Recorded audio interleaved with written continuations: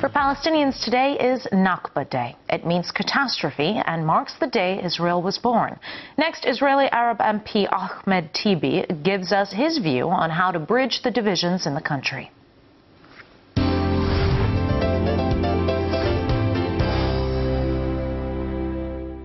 With me I have Ahmad Tibi. He is the leader of the Arab Movement for Change. He is an Arab member of the Israeli Parliament and also its deputy speaker. So thank you very much for joining us here on RT. Most welcome. Last year, the Israeli Parliament passed the Nakba Law that allows the state to fine bodies that use public funding to commemorate the Nakba. Why was it necessary for this law to be passed in the first place, and what are its implications? I think it's part of the discrimination laws that were here in the last 2 years in the Knesset, especially initiated by Israel Beitenu party of Avigdor Lieberman. This law of Alex Miller is aimed to prevent me from commemorating my history or to express my empathy to my family, which was dissolved, and the community as all in 1948. Why did the Israeli government need to pass a law like this? We are talking about the most radical government ever in Israel. It's a right-wing government, and it is just natural that they will support such a motion. They supported more than 20 motions during this Knesset discriminating against Arabs. Here, this is an apex, this is the climax, trying to prevent me from saying that I am sad that my family was killed or deported in 1948. They want us to dance in the street as them. We can't. We have natural human feelings. Has it stopped people from commemorating the Nakba? No, at all. What happens if someone commemorates it? I am just coming from a discussion of the Education Committee. They are trying now to ask for a sanction on Tel Aviv University because a group of students are commemorating the Nakba this evening. That's to say that they are real fascists. They are trying to narrow the space that Arabs or even liberal Israelis can act, think, or even express empathy. You proposed a counter bill that would forbid government from funding any organization that denies the Nakba. Were you surprised that it failed, and what does its rejection mean? I proposed a counter bill exactly like that of Alex Miller, but saying that anyone who ignores the Nakba should not be funded. It was not, it didn't fail in the vote. They even prevented me from putting it on the table of the Knesset, prevented me from bringing it to vote. It is anti-democratic action by the Presidium of the Knesset. You are going to the High Court on June the 6th. Are you expecting anything to come out of it? I appealed to the High Court. In June there will be session. I think I will win this case because they behaved in a very stupid way. I am a minority opposition in the here in the Knesset.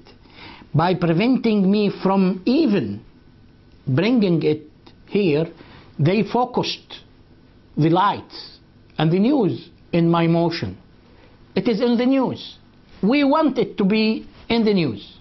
You mentioned earlier dancing in the street by Israelis on Israel's Independence Day, the same day that Palestinians refer to as the Nakba, the catastrophe. With such polar reactions to the same event, can there really ever be peace between Israelis and Arabs? Yes, definitely. But in Australia, there is a commemoration done by Australian associations for the so-called Nakba of the Aborigines. Why not to do the same, or to have the same by the majority, accepting the Nakba of the Palestinians? When you recognize the suffer of the other side, you bridge the gap between you and him. I have total empathy for those who survived the Holocaust. I talked about it here in the Knesset, and I said, but I anticipate from the Jewish people who suffered a lot in Europe as a victim to have empathy for the suffer of the victim's victim. We are the victims of the Israelis from 1948 up to today. Many people say that the Holocaust was needed to establish the State of Israel. How then do you reconcile the Holocaust with the Nakba that followed? I do believe that we can find the midpoint in order to meet. The historical compromise should be two-state solution. It is only 22% of historical Palestine. But yet, Israel and Prime Minister Netanyahu and the right wing in Israel, which is the mainstream, are refusing to this historical compromise, and they are proposing Bantustans. There will be no compromise unless there will be independent Palestinian state in 1967 occupied territories. Do you think that empathy will come from the Netanyahu government, especially now that he has formed a coalition government, giving him a safe majority and making him potentially the most powerful prime minister in Israel's history? No, at all. I am not naive.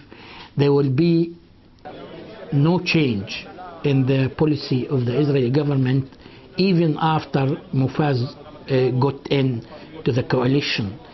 Netanyahu is leading this government.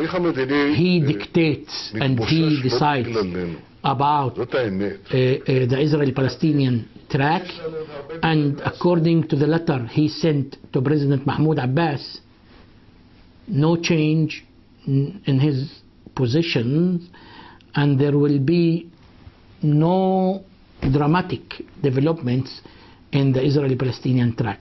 But in the past, advances on the Israeli-Palestinian track were made when right-wing Israeli governments were in power. Why do you think that it's right-wing governments that have been able to effect change? No, in the Palestinian issue, this say is not true. Still, there was no withdrawal, there was no agreement with any Israeli government about the Israeli-Palestinian track. Yet you are right saying that a leader of the right wing can lead with much more support to withdrawal. But is Netanyahu the right man to do so? I can't say so. Throughout your career, you have expressed solidarity with Israel's enemies and been highly critical of the Israeli government. But many Israelis would argue that the freedom of speech you have here is not a freedom that you would have if you were critical of an Arab government and sitting in that government. How do you respond to those claims? This is a stupid comparison, because Israel is claiming that it is a Western democracy. The control group and the comparison should be done with Norway, with France, with Sweden, with Britain, not with dictatorship in the Middle East. But if they are willing to compare themselves with dictatorships, welcome to the club. Today being Nakba Day highlights the plight of the Palestinian refugees. According to the United Nations, we're talking today of some 4.7 million refugees. Is it the intention of these refugees to actually return physically to the State of Israel or Palestine? There is the Arab Peace Initiative. It is clear, it's obvious, and it is still in the table. There is an article dealing with the issue of refugees. Agreed solution to all parties. Yet Israel is not even dealing with that proposal, with the Arab Peace Initiative, neglecting the outstanding readiness of the Arab countries to have a peace contract, historical peace contract with Israel, and to accept it. In the area, 57 countries, Arab and Muslim countries, are saying total withdrawal, total peace. That's to say the issue of refugees should be dealt in the negotiations. I can't accept the Israeli pre-rejections of the issue even before sitting to the table. This is a very important and delicate, sensitive issue for the Palestinian people, and it should be discussed seriously and solved. Ahmad Tibi, thank you very much for joining us here on RT. Thank you.